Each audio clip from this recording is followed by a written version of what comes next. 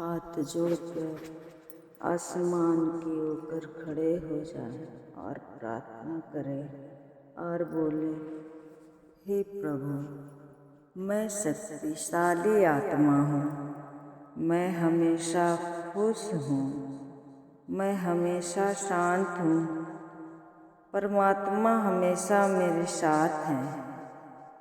मेरे शरीर हमेशा स्वस्थ है।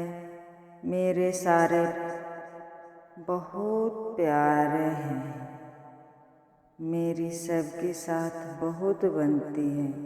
मेरा घर स्वर्ग है और मेरा परिवार ही मेरा स्वर्ग है।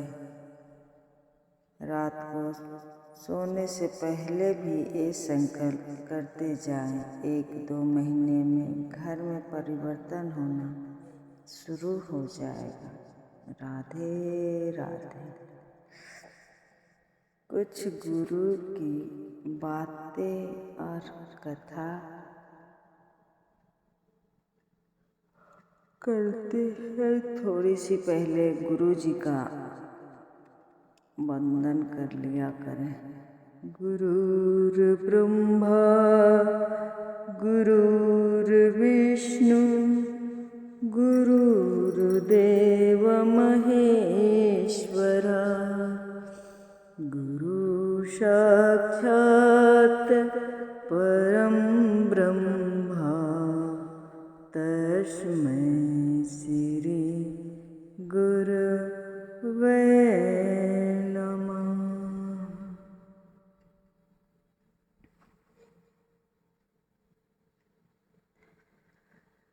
गुरु जी मेरा अब गुण भरा शरीर बता दो, कैसे तारोगे।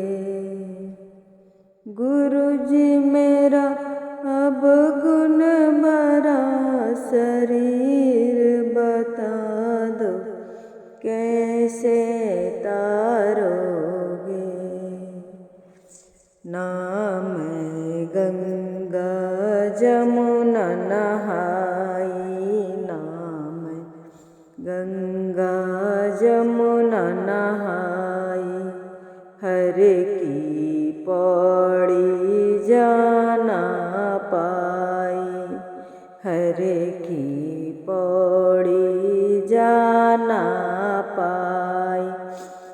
गुरु जी मेरी माली है तकदीर बता दो, कैसे तारोगे। गुरु जी मेरी माली है तकदीर बता दो, कैसे तारोगे। गुरु जी मेरा अब गुण भरा शरीर बता दो, कैसे तारोगे। ना मैंने बड़े पीपल सींचे, ना मैं बड़े पीपल सींचे, सब दिन मोह माया में बीते, सब दिन मोह माया में बीते। गुरु जी मैंने ना दिया तुलसी में नीर बता दो, कैसे तारोगे। गुरु जी मैं ना दिया तुलसी में नीर बता दो, कैसे तारोगे। गुरु जी मेरा अब गुण भरा शरीर बता दो, कैसे तारोगे। गुरु जी मेरा अब गुण भरा शरीर बता दो, कैसे तारोगे। ना मैंने मंदिर तीरथ ध्याए, नाम मंदिर तीरथ जाए, ना पितरों पर शीस झुकाए, ना पितरों को शीस झुकाए। गुरुजी मुझे कोई बता दो, तरकीब बता दो, कैसे तारोगे। गुरुजी मुझे कोई बता दो, तरकीब बता दो, कैसे तारोगे। गुरुजी मेरा अब गुण भरा शरीर बता दो, कैसे तारोगे। भूखे को जलपान दिया ना, भूखे को जलपान दिया ना, निर्धन को मैंने दान दिया ना, निर्धन को मैंने दान दिया ना। गुरुजी मेरी ऐसे हुई विपरीत बता दो, कैसे तारोगे। गुरुजी मैं तो ऐसे हुई विपरीत बता दो, कैसे तारोगे। गुरुजी मेरा अब गुण भरा शरीर बता दो, कैसे तारोगे। ना मैं राधा मीरा बाई, ना मैं राधा मीरा बाई, ना मैं सीता करमा बाई, ना मैं सीता करमा बाई। गुरुजी मेरी तुम ही तो हो जागीर बता दो, कैसे तारोगे। गुरुजी मेरी तुम ही हो जागीर बता दो, कैसे तारोगे।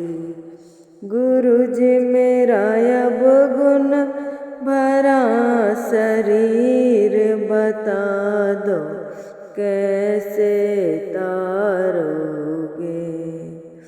गुरुजी मेरा अब गुण भरा शरीर बता दो, कैसे तारोगे। गुरुजी मेरा अब गुण भरा शरीर बता दो, कैसे तारोगे। गुरुजी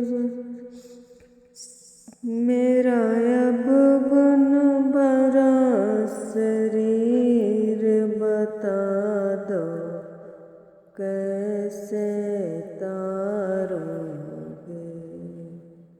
बोलिए सतगुरु महाराज की जय। अब थोड़ी सी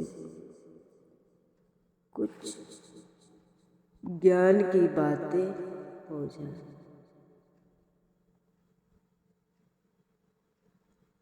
श्रीनाथ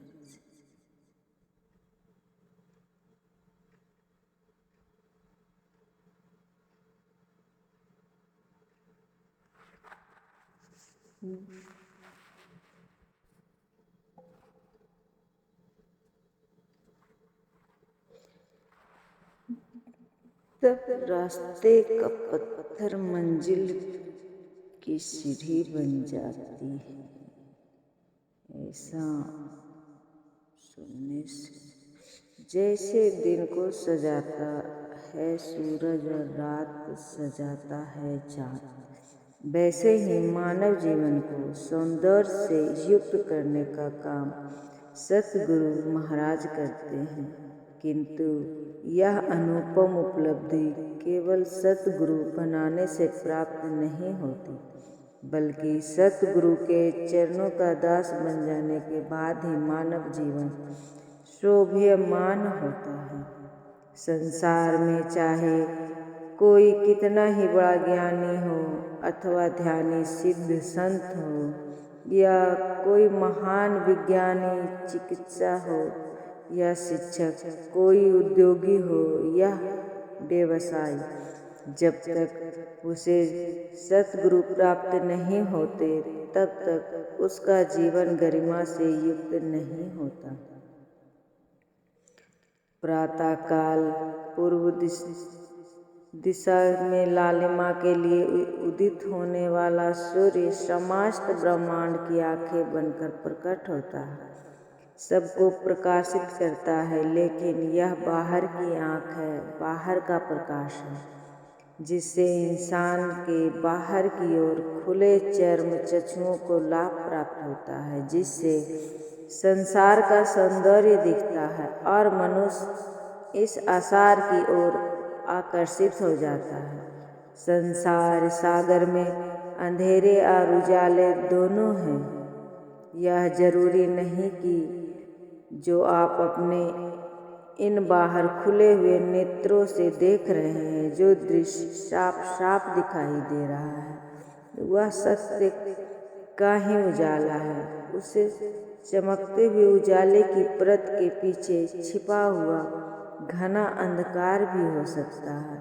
इस मानव देह में एक तीसरा ज्ञान चक्षु भी होता है, जिसके द्वारा अंधेरे और उजालों का अंतर समझ आता है, जिसके द्वारा संसार नहीं, संसार को बनाने वाला लाखों करोड़ों प्रकाशित सूर्य भी जिसकी बराबरी नहीं कर सकते। ऐसा जो ज्योति स्वरूप है, जो कण कण में बसा हुआ है, सर्वव्यापक है, वह महान करतार दिखाई देता है। लेकिन वह अंतर चक्षु तभी खुलता है जब गुरु की कृपा होती है। वैसे तो गुरु सबके ऊपर ही अनवरत अपनी कृपा बरसाते हैं, लेकिन जो गुरु कृपा पाने योग्य होते हैं, गुरु महिमा के महत्व को भली भांति समझता है, उसका ही यह दिव्य नेत्र उद्भाषित होता है। क्योंकि इस दिव्य चक्षु के खुलने का शिष्य के जीवन में प्रभात का उदय होता है।